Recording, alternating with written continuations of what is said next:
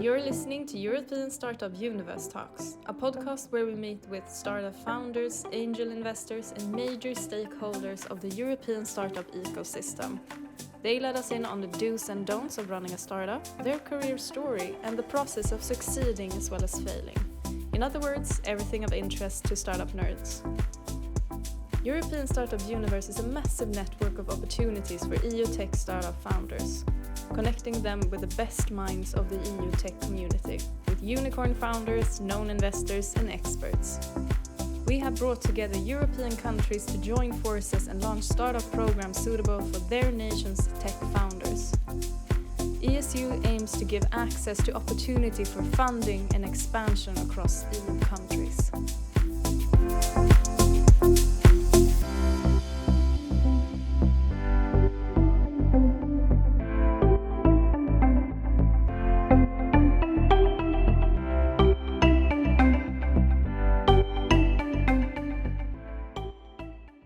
Welcome to European Startup Universe Talks. I'm Mauriza, and today I'm here with Sari Hurme-Mähtälä, the founder of Kide Science. Welcome. Thank you so much. Love to be here.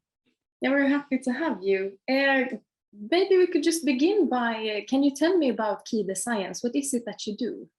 Yes, so we are actually having a playful, story-based and engaging science education lessons, which are meant to be done with 3 to 8-year-old children.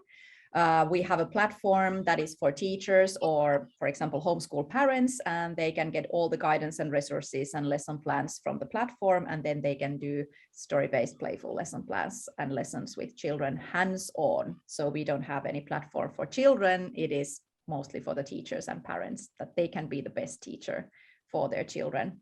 And we are a 4-year-old business.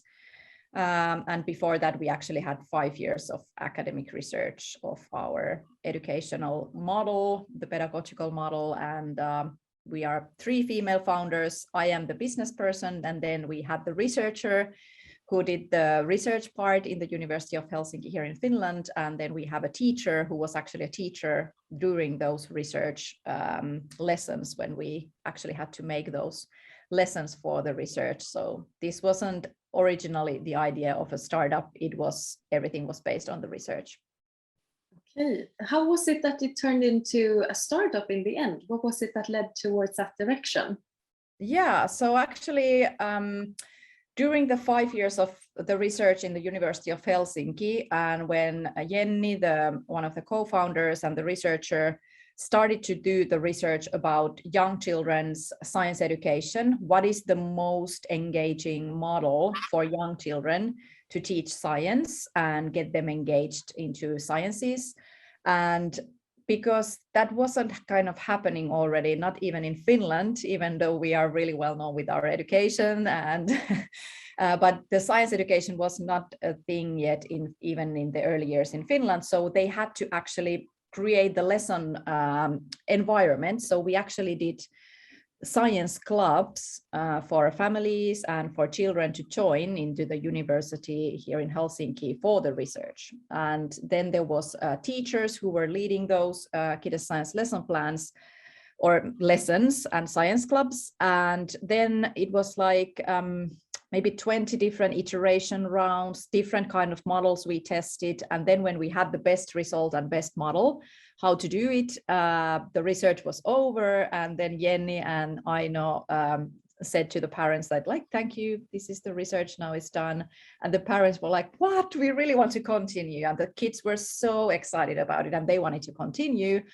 And they were like, well, then we actually have to set up a business. You cannot run it anymore from the university and from the research. And then we actually met with Jenny and Aino in the Mothers in Business Network here in Finland, Helsinki. And they were looking for business background person for their new company they were starting to build. And then that's kind of me. And then in 2017, December, so a little bit more than 4 years ago, we then decided like, okay, let's start a startup. There is clearly a need for this.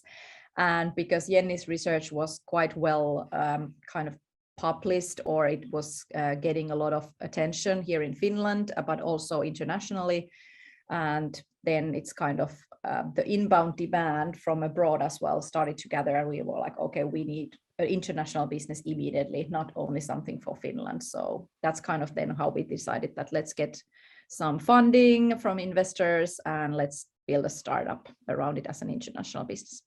Okay, so then it was, you had a better foundation to stand on, that it wasn't, you already had this massive research in the backpack, as to say.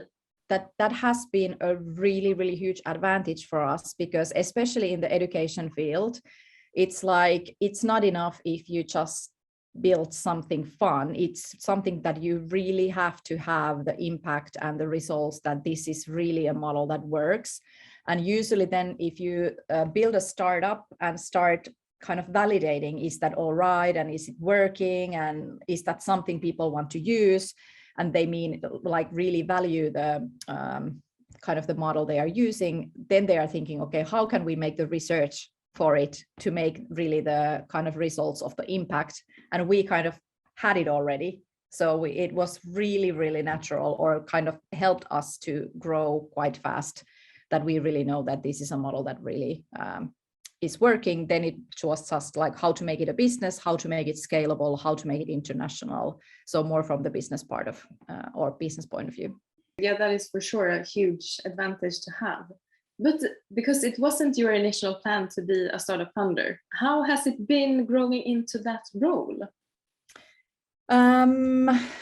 It's been, I think I have learned the most in these 4 years in general about business, about everything, than in my whole 40 years. I'm already 40 years turned this year. So it's like I've learned so much more during these 4 years, because it's like you have to all the time find the right answers. You really don't know as a startup, because you are building something new that doesn't exist yet. It's like you have to learn kind of by doing all the time.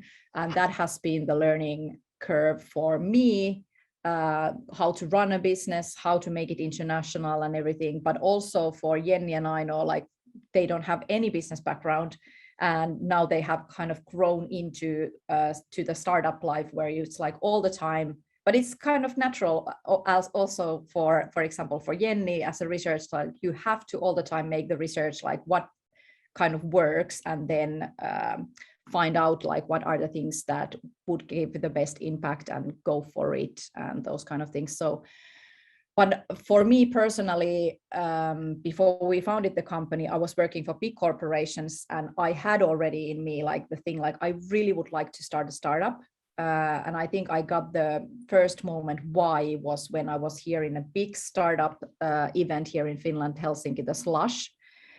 Quite well known also internationally. And there when I was working for Samsung, I actually was one of the big partnerships for Slush event through Samsung, and I saw all that and I was like, I really want to build something amazing, but I didn't have the idea. So when Jenny and Aino approached me, I was like, yes, and now I have the really meaningful idea, and I just had my 2 babies, so I was like, now this is like the life-changing moment for me. And it's been like really natural for me, and I really love working here in startup. Everything is really fast and all the time growing and different things, and that's natural for me. I can imagine it is. It sounds like it was very much all of the pieces of the puzzle, fell together in order for it to really work out. Yeah, and I think in a startup life, anyways, every time it's about the timing. Of course, about the team as well and the idea and everything, but then like if you make it or break it, it's a bit about the timing as well. Is this something that the time is right for this solution or for you as a founder? And yeah, I think it's like exactly, you have to have the right puzzles and the pieces of the puzzle, but also the timing right. How has it been for you? Because the startup field is dominated by men. How has it been as a woman? I think it's been really, really eye-opening for me. I didn't kind of realize that when we started the startup, like we were 3 female founders and we didn't kind of plan for it. And it was something that then we quite quickly noticed that we are pitching all the time to male investors, for example. But for me, it wasn't something that I first was like, okay, this is something really extraordinary or something special, that we are now 3 females here on the other side of the table, and then there are all males on the other side of the table, and that we were something different. I didn't had that moment in me in the first place. And in Finland, I think we are really kind of equal in our mindset, and the females have really, really good opportunities to grow to the director and CEO roles, but still it's almost as bad the situation, how many CEO females we have in Finland than in other countries, or startup entrepreneurs and founders. But now during the 4 years, I think we have seen more and more growth, also in startup unicorns.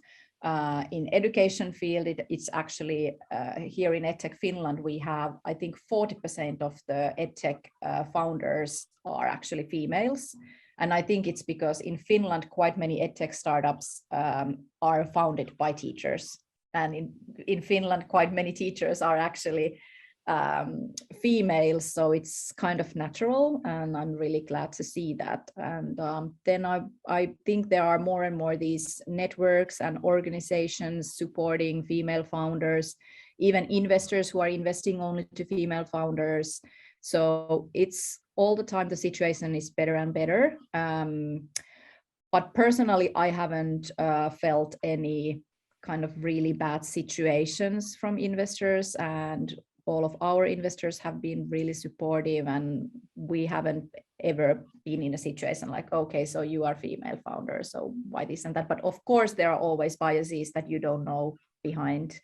And of course, I don't know what would have happened if we would be male founders. So would we have raised more money, or would we have different investors or anything? So it's really interesting, but it's something like you really don't kind of know. But those moments haven't been on our face immediately.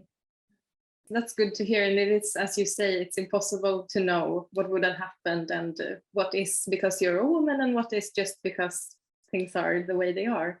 And it's I'm happy to hear that you have seen a change in the last 4 years, that more and more women are taking these kind of positions. But what do you think, if you know, it's a hard question to answer, but what do you think is something that is needed in order to more women to join this field?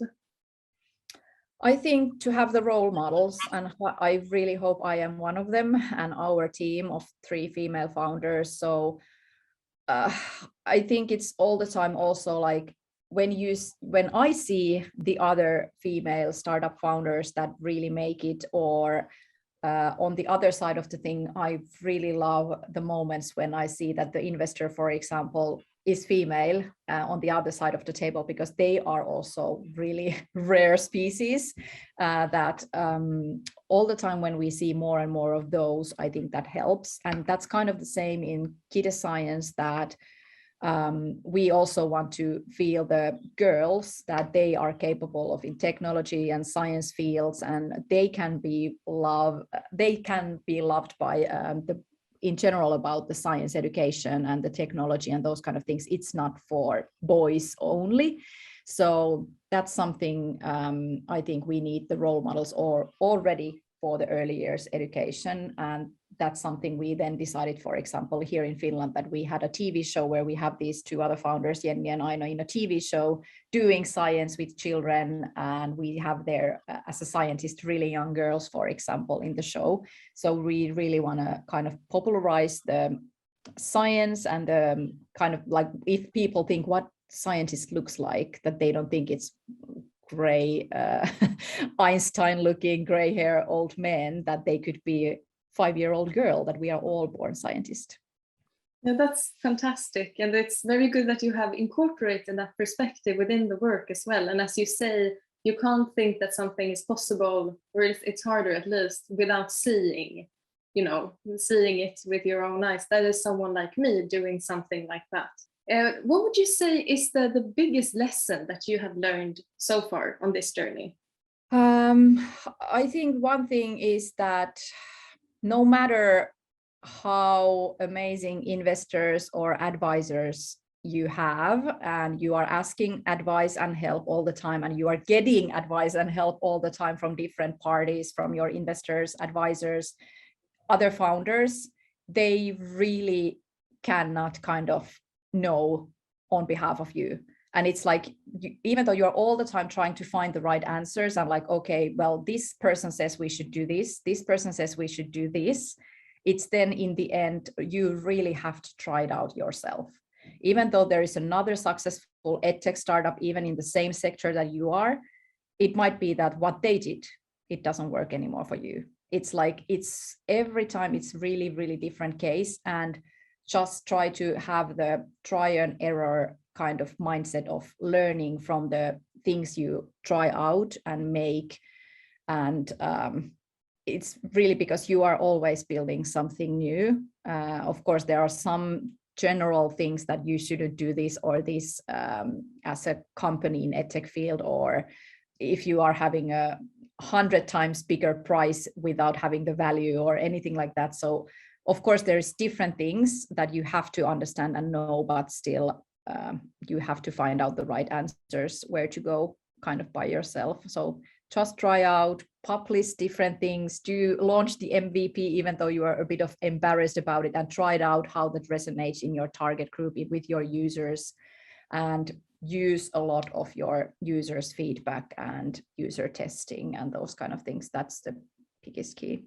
Okay. Would you say that that is also the biggest challenge of this journey? Yeah, it is. It's also like, I think that there's not like one challenge. The biggest challenge is that there's all the time new challenges, because even to, we didn't have a scalable platform in the beginning. We were like years of academic research, and then we thought about like, okay, how can we train first the teachers? So we actually flew to other side of the world to train the teachers face to face. Then we are starting to think like, how can we make it scalable? How the platform can be helping the teachers, that we don't have to go there on the other side of the world, and all those kind of things. So you have different challenges also in a different stage of your startup. And also when you are going to a new market, or it might be that even though we have had all the time the same kind of education model, so the children haven't seen any change, there has been so many different business models, so many different distribution channels we have used, or pricings, or those kind of things, that it's always a new challenge in the situation you are in. And that is the biggest challenge. You might think like, oh, I got the answer now, let's do that. And then you find a new challenge in the row. Okay, yeah, I can imagine. It's definitely a constant running into different problems. Yeah, and I think it's also because the world is changing so fast, that if you were in a school 10 years ago and you learned something that you should do marketing this way, it's like it doesn't apply anymore. The whole marketing landscape has changed, even like Facebook advertising, the algorithms, everything. So it's like you have to iterate and test all the time. It might be that last week something worked, next week it doesn't anymore, and you just have to find all the time the new ways of making it work and making it better. Okay, yeah, you really have to be adaptable in that sense. Definitely. What would you say? Would you say that those two things are your biggest advice to early stage startups? Or do you have anything else that is you feel that people should really keep in mind in the early stages? Yeah, I think also like, at least that worked for us, was that that we didn't use huge amount of time and money and effort to build something like ready, in a way that we had the exactly like we didn't even have in the first 2 years any platform. And we heard from the investors like, yeah, you are not tech enough or something, but we were like, we really want to make the core essence of our model to work. It does. Then the kind of technology in our case was only the distribution channel, that we can then decide like what works for best for the teachers, for example. It doesn't have to be technology innovation, because it's kind of the education model, how to teach young children. And then the technology part was just the distribution channel. So if you can really try to make the minimum viable product and launch it for your users and testers that don't use too much time of making it and polishing it, making it amazing, then launching it and realizing like nobody uses it, or and you have used so much time and effort before you actually really know what works. So really test and learn from those tests. That is some really good advice to really get the hands-on feeling of what is working and what is not working. Yeah, and I would say that for female entrepreneurs, you just have to grow the, how do you say, the mindset, kind of the power of like, you really can talk that you are the best person to do this, and kind of building selling kind of your solution really with the courage and with this independence and this kind of a power of like, yes, we really are the best people to do this, not downgrading yourself or thinking about like, yeah, this is just something, we are just in the early stage, like would you be interested to supporting us? Like just go there, like we know what we're doing, we're going here, are you with us or not? And that's it. And don't be afraid of, for example, investors saying no. I think we have heard hundreds of times no, but also many times yes. So you just need to find the right persons to back you and support you and advise you. You really then kind of nail it. Well, that's really good. No more humble woman. Yes, just push your way from there and be like, I'm on the front line. And that's fantastic. And do you have a specific moment during this process that you felt like, oh, this is really what, like, I feel like I made it, or like some sort of magic moment? Yes, actually, I have to say that we have, I don't know, is it because of the field we are in, or is it because of our product or our team or what it is, but we are being approached by so amazing companies or organizations that would want to do partnerships or cooperation with us. And those moments are like, of course, the things like, oh, how these people even found us. And one example we are actually going to publish now is that we were approached by DreamWorks Animation, and we are starting a cooperation with them with their top hit Netflix series, Gabby's Dollhouse. And when we first got the email from them, we thought that it's a scam, and we didn't even reply because we were like, why would DreamWorks Animation contact us? And then we were like, they were asking again, like, did you receive our email? And we were like, really? They are actually talking to us. So those moments are the ones that it's like someone else is believing in you even more, that you think that you are kind of worth it. And I think those are the moments, or have been like, oh my God, like we are building international company and these big companies are really approaching us, that we really have made something really well. But of course, then the small moments we get every day and every week that makes the work worth it is when we get the feedback from teachers, from parents, and from the children, that they are like, this is like really something that they have been looking for, and they are super kind of heartwarmed to see the children's happy faces, how they are super engaged, and getting those feedbacks. That kind of is the daily moments for us in our team, why we do this and want to do it more.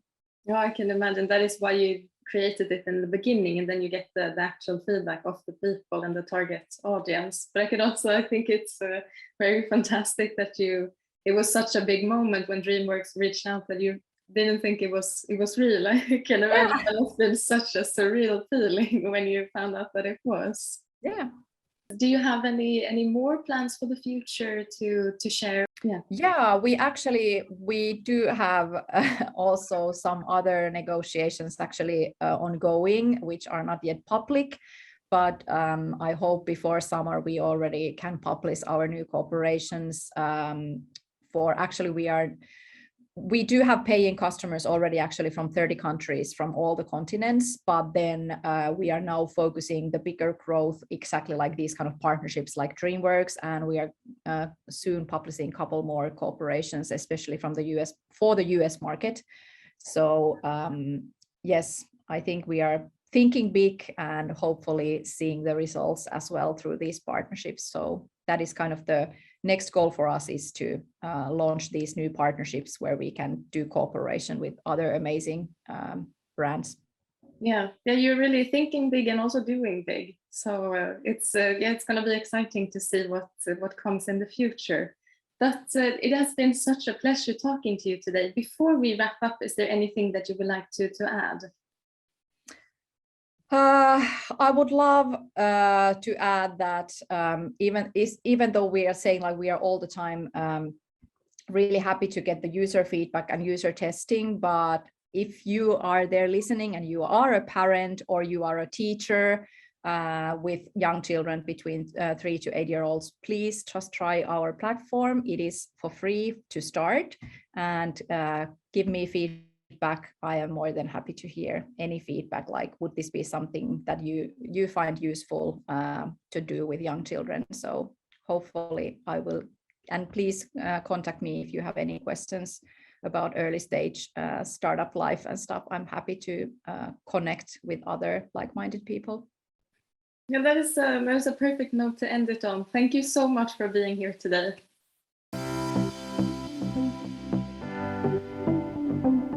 You've been listening to European Startup Universe Talks. If you want to know more about us, go to thestartupuniverse.org and follow us on social media. Thank you for listening.